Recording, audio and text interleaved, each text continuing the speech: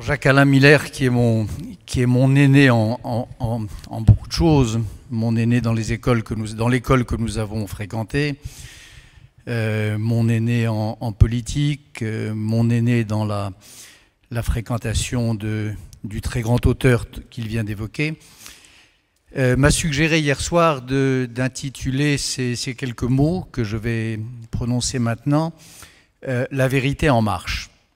C'est son idée, après une dernière conversation téléphonique que nous avons eue très tard dans la nuit. La vérité en marche, qui est, comme vous le savez, le titre d'un texte d'Émile Zola au moment de l'affaire Dreyfus, en défense de Dreyfus et en défense de sa réhabilitation.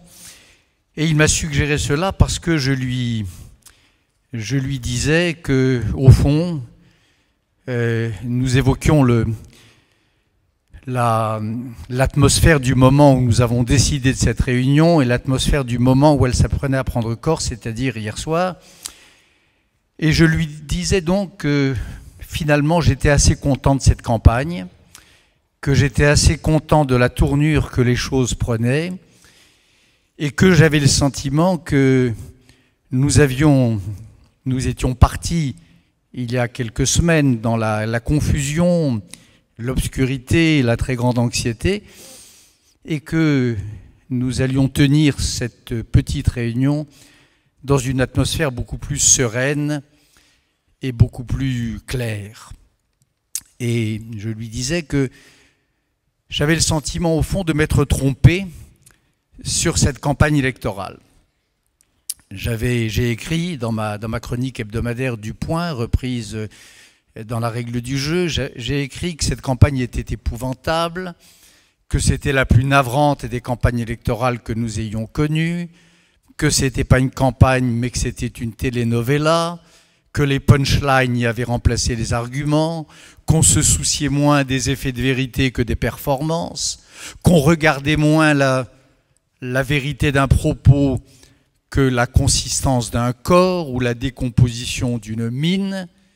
Et je lui disais et j'ai écrit cela à plusieurs reprises, et je lui disais donc hier soir que finalement, je m'étais trompé, que cette campagne tournait en fin de compte assez bien, et que tout ce que je prenais pour des effets d'obscurcissement était en réalité, mais secrètement, et cela vient au jour là, dans ces dernières heures, comme des effets de vérité.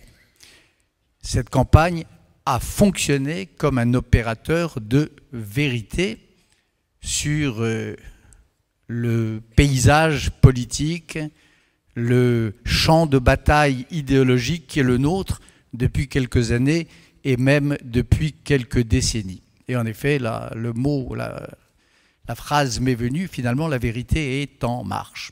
La phrase d'Émile Zola.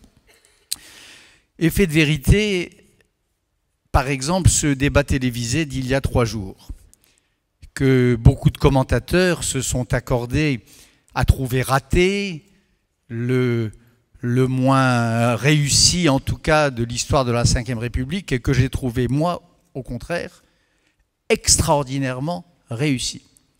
Et extraordinairement réussi parce que pour la première fois, ce que nous étions, un certain nombre, nombreux d'ailleurs, à tenter de dire depuis des années et des années dans le désert, en passant pour des illuminés ou pour des irresponsables, apparaissait dans la lumière la plus crue, c'est-à-dire la vérité du personnage de la candidate Le Pen.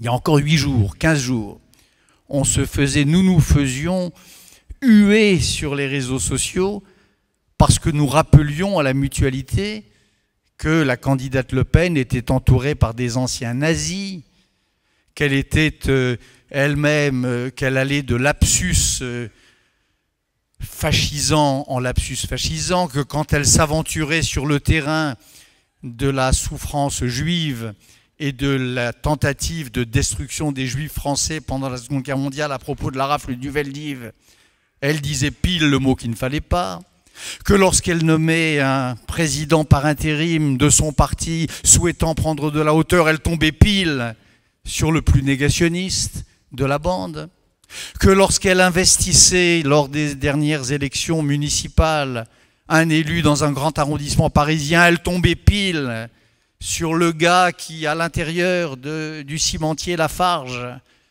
avait fait le lien entre Lafarge et Daesh, c'est-à-dire entre les nazis d'aujourd'hui, et que c'est celui-là qu'elle a investi dans le 15e arrondissement aux côtés de son trésorier Valéran de Saint-Just pour porter les couleurs de son parti, soi-disant dédiabolisé. Alors on disait ça à la Mutualité et on se faisait agonir d'injures sur ces réseaux dits sociaux qui nous tiennent lieu d'agora moderne. Et d'un seul coup, tout ça, eh bien ça a sauté aux yeux. Ça a crevé les écrans. Ça n'a même plus eu besoin d'être dit parce qu'elle l'a dit elle-même. Ce débat télévisé était extraordinaire. Les grimaces, les rictus, les insultes, la désinvolture par rapport à la vérité, l'incompétence, le maniement de la calomnie, la fibre fascisante, tout ça était là. Il apparaissait à qui voulait bien, aux 16 millions de Français qui étaient en train de regarder ce spectacle prodigieux.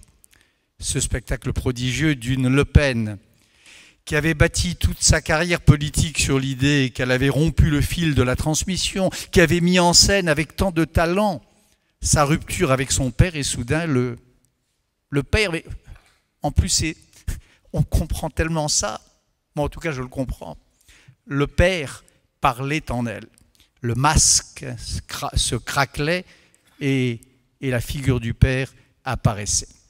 Il y a une figure, il y a une image dans la grande symbolique juive, et notamment kabbaliste, l'image du Dibouk, dont un grand écrivain français, qui était un grand antifasciste, qui était un grand français libre, a fait un grand usage littéraire, qui est Romain Gary. Romain Gary a fait un livre qui s'appelle La danse de Gengis Khan sur le Dibouk, qui est cette espèce de démon mauvais, parce qu'il y a aussi des gentils démons, il y a des bons, et ce démon mauvais, qui vous gigote dans le corps, que vous le vouliez ou non, que vous le chassiez ou que vous l'accueilliez, et qui vous marionnettise à son insu.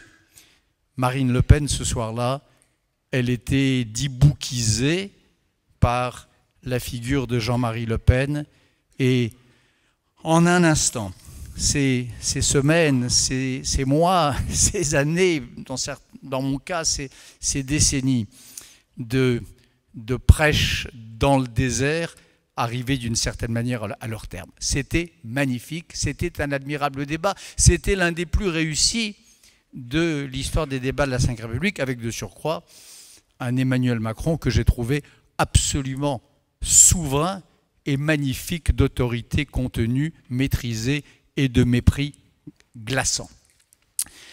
C'est la première chose.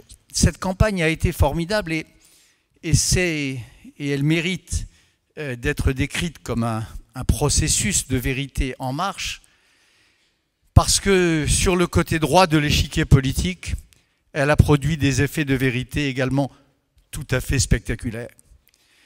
Je savais bien, pour ce qui me concerne, pardon mais de parler une seconde de moi, mais je savais bien que quelqu'un comme Henri Guénaud, l'auteur l'auteur caché, enfin moyennement caché d'ailleurs, du discours de Dakar, prononcé par le président Sarkozy après son élection, ce discours terrible, ouvertement raciste, prétendant se draper dans les oripeaux d'un égalianisme de bazar pour expliquer que l'homme africain avait tourné depuis toujours et pour toujours le dos à l'histoire. Je sentais bien qu'il y avait quelque chose qui n'allait pas, qu'il y avait quelque chose qui clochait. J'ai eu des moments de ces dernières années où il m'a été donné de le vérifier biographiquement. Et là, c'est apparu clair, effet de vérité magnifique, quand ce monsieur Henri Guénaud, personnage considérable, donc la plume du précédent président de la République, nous a expliqué que pour lui, le choix entre Macron et Le Pen était un choix impossible, et que s'il ne voterait sans doute pas Le Pen, il ne voyait aucune raison de voter Macron, et que pour lui, ce vote était un vote impossible et inopérable.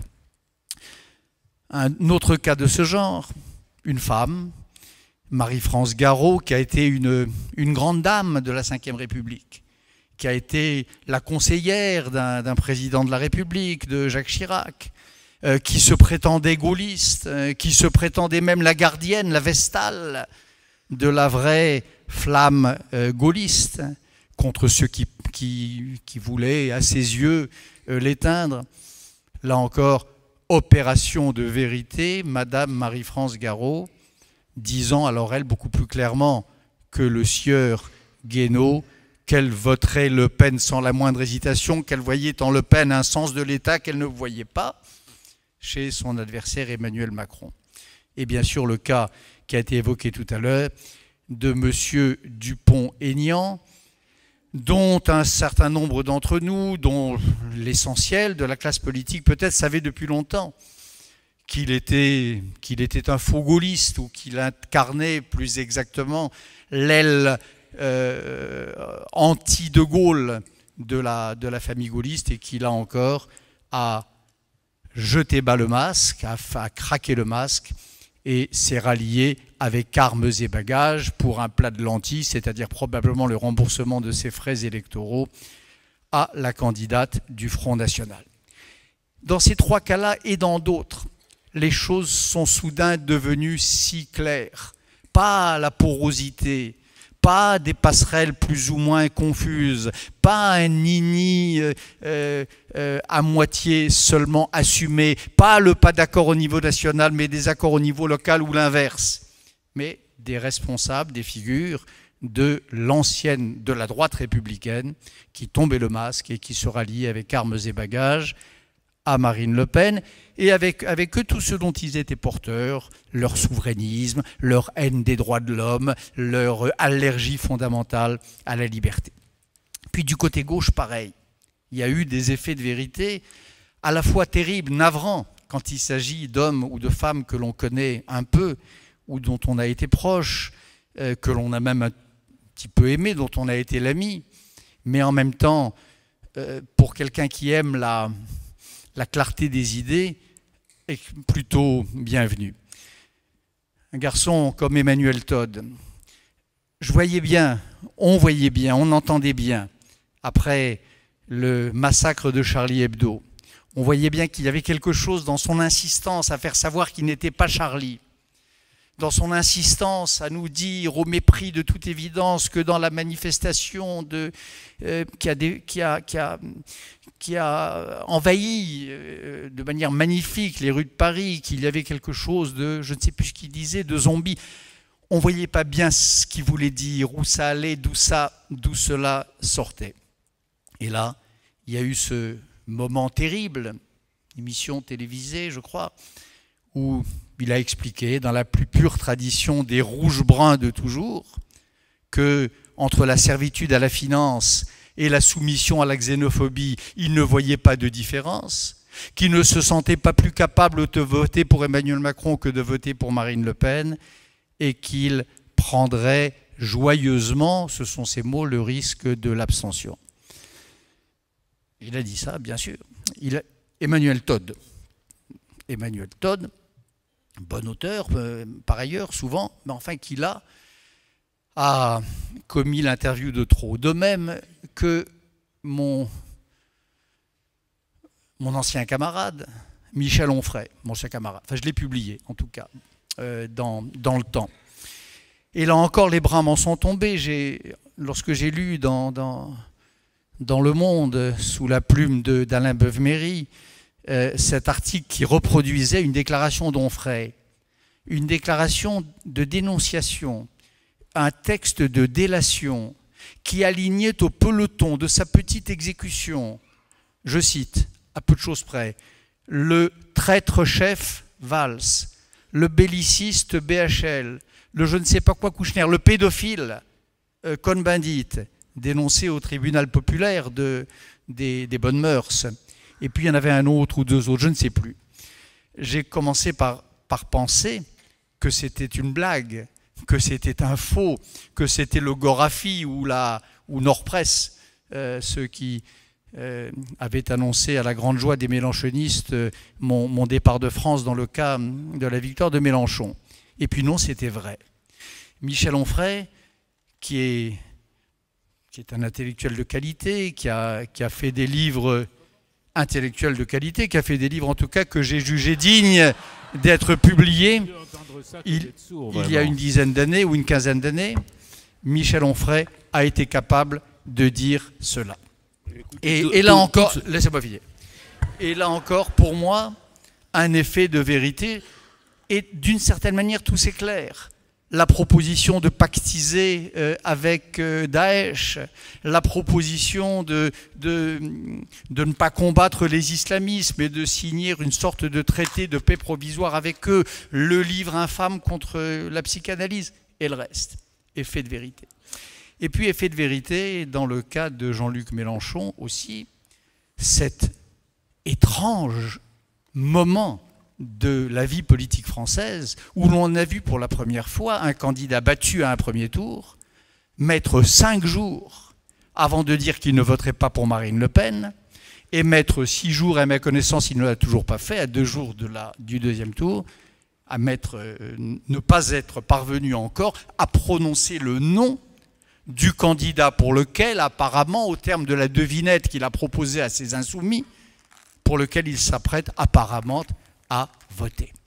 Cette incapacité à prononcer le nom d'Emmanuel Macron, cette difficulté à dire à ses insoumis qu'il ne fallait pas se soumettre à la schlag néofasciste de Madame Le Pen, cette façon tellement dégueulasse de renvoyer l'extrême droite et l'extrême finance dos à dos, cette façon comme le mauvais maître qu'il est devenu de dire à la jeunesse de France, aux lycéens de Paris et d'ailleurs, qu'il faut qu'ils résistent avec la même énergie au patron et à la patrie. Tout ça m'a rappelé les pires souvenirs de ce que je sais de l'histoire de France. Ça m'a rappelé l'époque où les communistes français pactisaient au nom de la fraternité des ouvriers français et allemands avec la commandanture à Paris. Ça m'a rappelé l'époque où des députés communistes comme François Billoux, en 1940 ou 41, du fond de leur prison, écrivaient des lettres cauteleuses et flatteuses au maréchal Pétain pour quémander la permission de venir témoigner contre les vrais traîtres, c'est-à-dire les accusés du procès de Riom, Léon Blum et d'autres. Il y a dans l'attitude de Mélenchon quelque chose, là encore, qui est de l'ordre de la tombée des masques.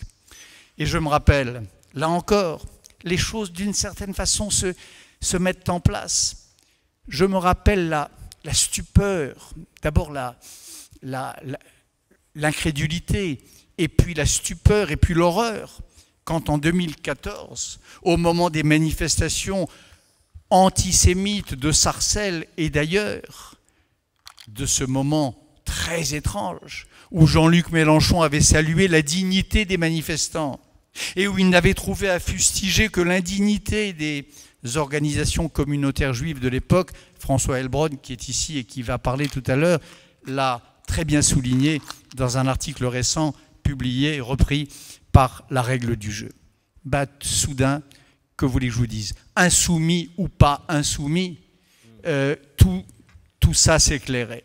Et Jean-Luc Mélenchon, hélas, et je dis hélas parce que lui aussi, je l'ai connu un peu, il n'était pas loin du petit cercle qui, autour d'Harlem Désir et de Julien Drey, fondé il y a 30 ans SOS Racisme. Jean-Luc Mélenchon prenait sa place dans cette espèce de longue et ténébreuse histoire des rouges-bruns en Europe et en France.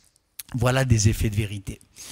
Alors, est-ce qu'il faut se réjouir des effets de vérité? Est-ce qu'il faut toujours s'en réjouir? Pas nécessairement, bien sûr, et ça n'est pas à des lacaniens que je le dirai. Il y a des moments, peut-être, où une part d'illusion est requise. Il n'est peut-être pas mauvais qu'un peu de la vie politique soit théâtralisée. Il y a des tas de bons esprits. Pascal contre Nicole, d'Alembert contre Rousseau, qui ont plaidé pour un peu de masque, pour un peu d'illusion, pour ne pas les tomber tous, les masques, et pour ne pas projeter sur les ambiguïtés et les impuretés des âmes humaines, fussent-elles politiques, la clarté totale de la vérité toute nue. sûrement.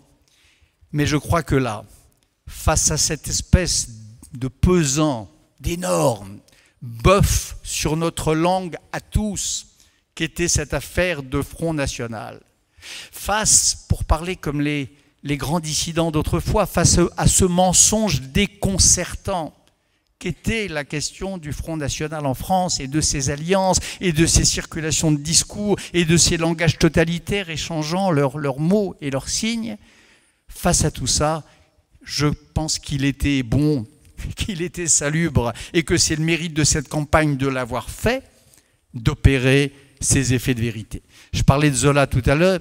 Il y a un pèlerinage qui se tient chaque année à la maison de Zola à Médan depuis presque un siècle d'ailleurs je crois. Et en 1932 ou 1933, il y a un très grand écrivain français qui est allé rendre hommage à Émile Zola à Médan. Il s'appelle Louis-Ferdinand Céline. Et Céline, dans son hommage à Zola à Médan, il a quelques années avant Louis Aragon et quelques années encore avant François Mitterrand et d'autres. Louis-Ferdinand Céline a dit, c'était un des moments très forts de son discours, qu'un régime, une société ou un système ne résistait jamais à quelques jours de vérité. Et que s'il n'acceptait pas, à l'inverse, ces quelques jours de vérité, il se cadavérisait. Que la question de la vérité, dans une société, dans un régime, dans un système, c'est une question de vie ou de mort. Alors je pense, moi, que dans cette société française, dans ce régime qui est le nôtre, ce régime de la parole politique, ces effets de vérité, à droite et à gauche, à l'extrême droite et à l'extrême gauche, au cœur même du réacteur lepéniste, sont incroyablement bienvenus et qu'il y a tout lieu de s'en féliciter. D'autant que, et ça sera ma dernière remarque, d'autant que cette campagne a été riche encore d'un dernier effet de vérité. Et un dernier effet de vérité qui est, lui, absolument enthousiasmant et totalement réjouissant. Ce dernier effet de vérité, c'est la constitution, un peu ici, et puis ailleurs, bien sûr, d'un front républicain. Je disais tout à l'heure dans mes quelques mots d'introduction à quel point il était choquant qu'il ait fallu attendre si longtemps pour que ce front républicain se constitue, que le front républicain, ce n'est pas une lubie d'intellectuels bobos qui se réveillent et qui veulent faire la peau au Front National, c'est une vieille tradition française qui remonte à l'époque du boulangisme, qui remonte à l'époque de l'affaire Dreyfus, qui remonte à l'époque des années 30, qui continue, je le rappelais, je crois, en 1956 face au poujadisme. C'est une vieille habitude française. C'est une grande chose de l'histoire de France. Et je disais donc combien il était triste de voir que pour la première fois, alors qu'ils n'avaient jamais été aussi près du pouvoir, les fascistes, ou on peut les appeler autrement, mais ça n'a pas d'importance, ne voyaient pas s'opposer à eux un authentique front républicain. Eh bien, la bonne surprise, c'est que le front républicain, depuis quelques jours, et particulièrement ce soir, pour ceux qui étaient là dès 17h, eh bien, il existe. Le fait d'avoir accueilli à cette tribune, côte à côte, Jean-Pierre Raffarin et Emmanuel Valls, Christian Estrosi et Pierre Moscovici, et ainsi de suite, tous ceux que vous avez vus se succéder sans protocole, sans souci de coexistence, sans négocier la chaise où ils seraient assis et des proximités plus ou moins souhaitables ou embarrassantes, ça c'est un effet de vérité de ces quelques jours de campagne que je trouve absolument réjouissant. Alors il a deux sens possibles, il a deux significations possibles. Sa première signification, si Emmanuel Macron, pour lequel j'ai voté dès le premier tour et pour lequel je voterai naturellement plutôt 2 fois qu'une au deuxième tour. Si, je sais que c'est interdit, mais hélas, si Emmanuel Macron a raison, s'il a raison, si son pari politique est juste, alors le fait de voir côte à côte Jean-Pierre Raffarin, Emmanuel Valls et les autres, cela veut dire que quelque chose de tout à fait décisif se passe dans l'histoire de notre vie politique. Cela veut dire qu'une séquence de notre histoire politique est en train de s'achever. Cela veut dire que l'organisation de notre théâtralité politique, née en 1789, autour de la question et de l'astre fixe de la Révolution, avec sa gauche et sa droite, est en train de s'éteindre et que les grands partis traditionnels sont, pour reprendre le mot de Céline ou de Sartre, cadavérisés, et que nous sommes en train, la taupe histoire est en train de fabriquer quelque chose dont ce moment-là est le moment d'accouchement. C'est possible, personne n'en sait rien, même Emmanuel Macron n'en saura rien avant longtemps. C'est la première hypothèse.